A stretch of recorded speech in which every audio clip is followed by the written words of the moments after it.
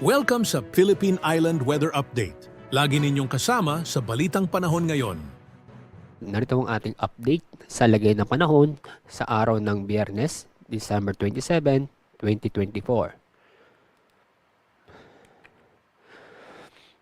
Kasalukuyan, malawak ang kaulapan sa Visayas, Palawan at Mindanao. Dulot yan ng Intertropical Convergence Zone o ITCZ.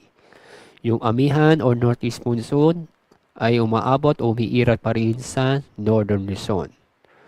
Samantala, wala po tayong namamonitor na LPA, Low Pressure Area o bagyo sa loob ng ating Philippine Area of Responsibility at yan din sa parte ng Dagat Pasipiko.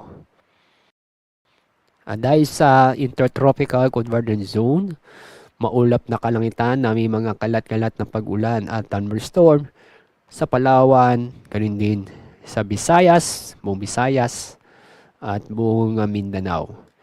Pinapayuhan namin na patuloy pa rin tayong mag-ingat dahil sa mga pag-ulan nito na posibleng magdulot ng pagbaha o pagguho ng lupa. Dako tayo sa lalabing bahagi ng Luzon. Maulap na kalangitan, inaasahan natin na may mga kalat-kalat na pag-ulan at thunderstorm sa Albay, Sorsogon, Masbate at Catanduanes. Dahil sa amihan, maulap din na kalangitan na may mga pag-ulan sa Cagayan Valley, Cordillera at Ilocos Norte. Sa lalabing bahagi po ng Luzon, kasama Metro Manila, ay magiging maganda at maliwas sa panahon ngayong araw. Pero may chance pa rin na mga isolated na pag-ulan dahil sa thunderstorm.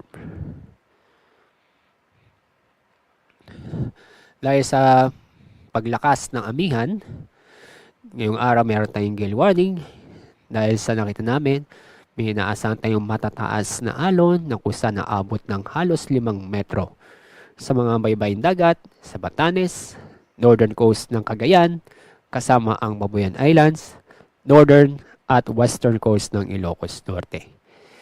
Kaya, huwag mo nang pumulaot ang ating mga kababayan sa mga nabanggit na lugar para sa ating kaligtasan.